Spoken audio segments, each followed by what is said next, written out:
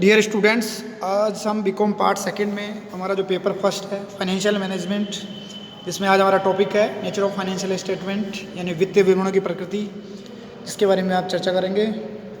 जैसा कि आपको मालूम है, वित्तीय विवरण यानी फाइनेंशियल स्टेटमेंट कोई भी संस्था है उसके द्वारा जो प्रकृति का प्रबंधन है उसकी एक प्रतिवेदन प्रस्तुत करने के लिए तैयार किया जाता है। इसमें व्यवसाय की जो आर्थिक गतिविधियां हैं, उसकी जो वैचारिक अवधि है या उसके जो परिणाम प्राप्ति है, उनकी जानकारी मिलती है। किंतु इन विवरणों में प्रदर्शित मूल्य कभी कभी चालू मूल्य अथवा वास्तविक मूल्य को नहीं दर्शाते हैं, क्योंकि वित्तीय विवरण ऐसे समंकों से तैयार किए जाते हैं जो पहला व्यावसायिक परंपरा से संबंधित लिपिबद्ध तथ्य हों, दूसरा लेखांकन तकनीक की सुविधा अपनाई गई हो, और तीसरा सिद्धांत और मान्यताओं पर आधारित हो, चौथा परंपराओं एवं सिद्धांतों को लागू करने में प्रयुक्त व्यक्तिगत निर्णय से प्रभावित हो। इस प्रकार हम कह सकते हैं वित्तीय विवरण में जो प्रदर्शित आंकड़े होते हैं लिपिबद्ध होते हैं, लिपिबद्ध यानी रिकॉर्डेड होते हैं, लेखांकन परंपराओं और व्यक्तिगत निर्णयों के सामूहिक परिणाम होते हैं। अब हम इसकी प्रकृति को 3 बिंदुओं के आधार पर समझ सकते हैं, जिसमें हमारा पहला बिंदु है वो है रिकॉर्डेड फैक्ट्स, जिसे हम बोलते हैं लिपिबद्ध तथ्य। अगर हम रिकॉर्डेड फैक्ट्स की बात करें तो कोई भी संस्था है, हिसाब किताब की जो अकाउंट्स रिकॉर्ड होते हैं उनमें जो लेन देन होते हैं उनको लिपिबद्ध तथ्य कहलाते हैं, क्योंकि कोई भी लेन देन होता है उसका उसी समय उसकी जो बुक्स है उसमें एंट्री कर दी जाती है, और वित्तीय विवरणों की रचना इन्हीं बुक्स और अकाउंट्स के आधार पर की जाती है। इसमें जो दिखाई जाने वाली मदें होती है वो रिकॉर्डेड तथ्यों पर आधारित होती है।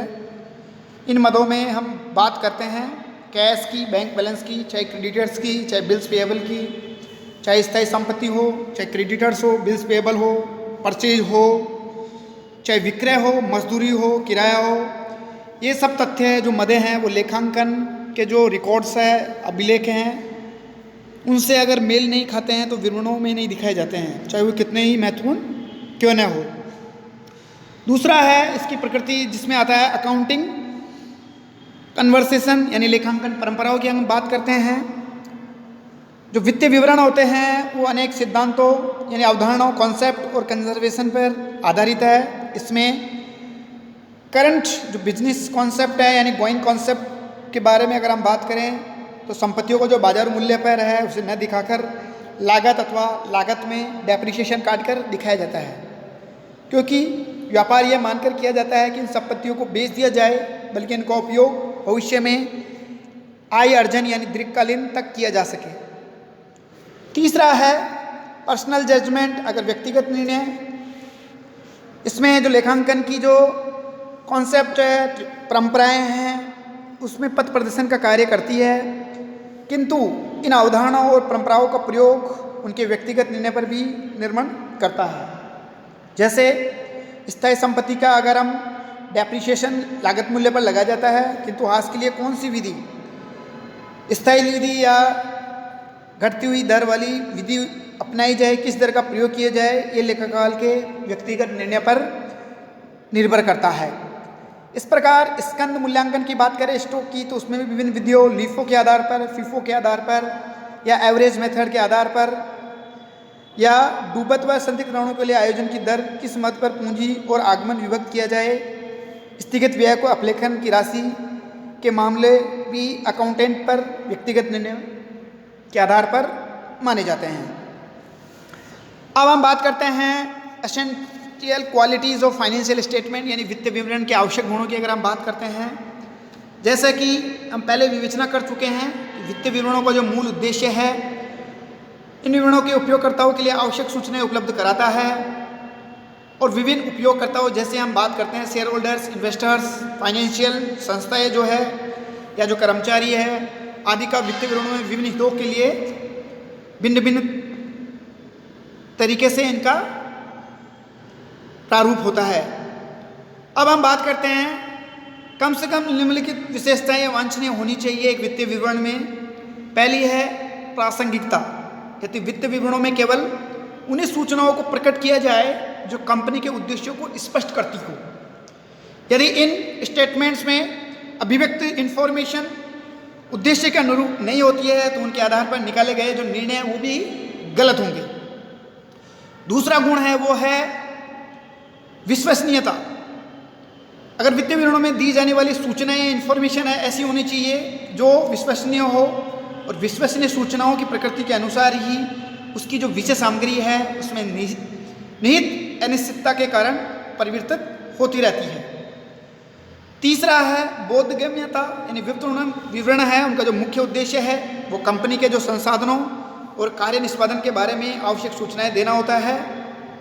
अतः इसमें दी जाने वाली सूचनाएं स्पष्ट होनी चाहिए, सरल होनी चाहिए, बोधगम्य होनी चाहिए।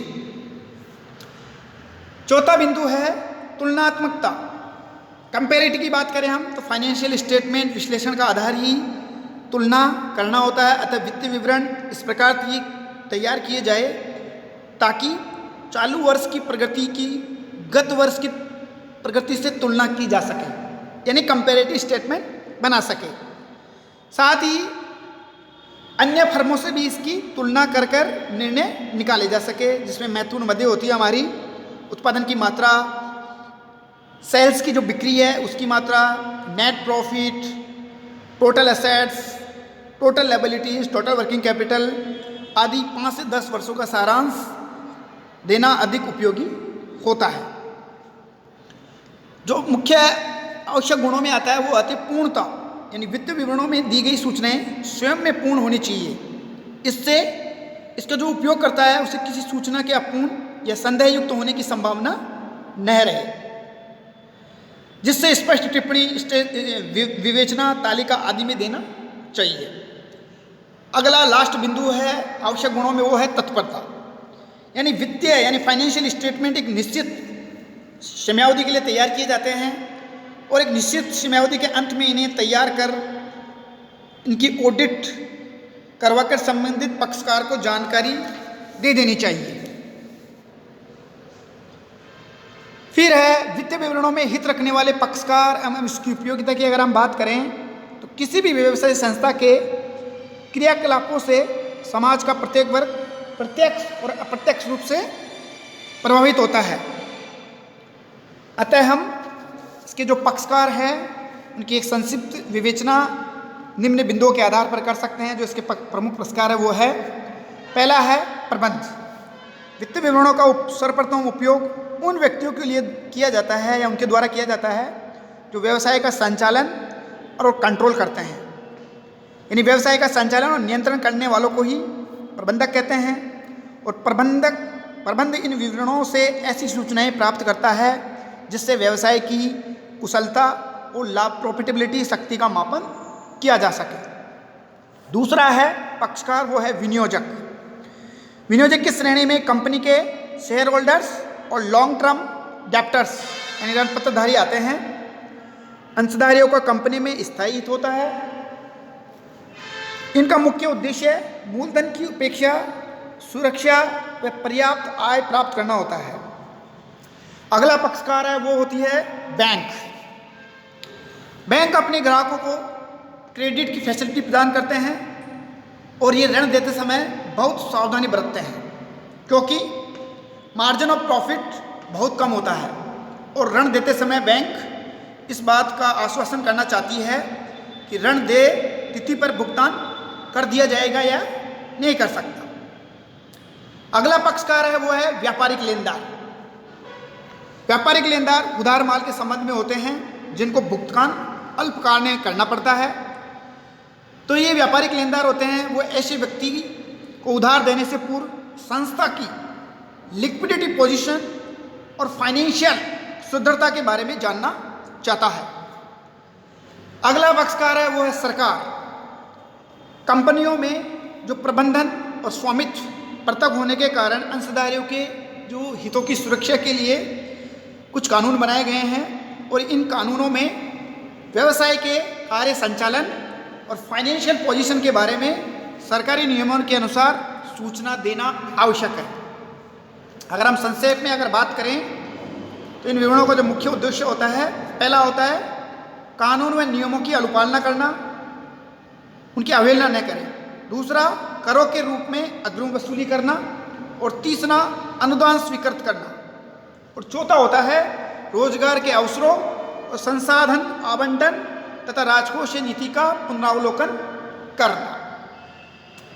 अगला पक्षकार है आयकर विभाग। आयकर विभाग फाइनेंशियल स्टेटमेंट्स के आधार पर ही कर योग्य आय की गणना करते हैं। आयकर के दृष्टिकोण से ये विवरण अपूर्ण होते हैं, किंतु फिर भी प्रत्येक कंपनी को प्रत्यक्ष और अप्रत्यक्ष रूप से अंतिम खातों की एक प्रति संलग्न करनी पड़ती है। फिर हम बात करते हैं स्कंद विपणी। जिन कंपनियों के शेयर्स का क्रय विक्रय स्कंद विपणी में होता है, उन्हें अपने फाइनेंशियल स्टेटमेंट को एनालिसिस हेतु भेजना पड़ता है और विश्लेषण से प्राप्त निष्कर्षों का उपयोग अन्य संस्थाओं द्वारा किया जाता है। फिर अगला पक्षकार है वो है कर्मचारी।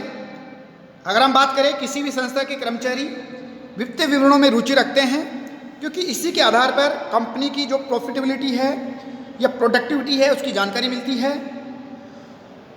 और बढ़ती हुई प्रॉफिटेबिलिटी के आधार पर ही मजदूरी और सैलरी का निर्धारण इन दशाओं के आधार पर किया जाता है और श्रम कल्याण सुविधाओं का भी मांग इन्हीं के आधार पर की जाती है।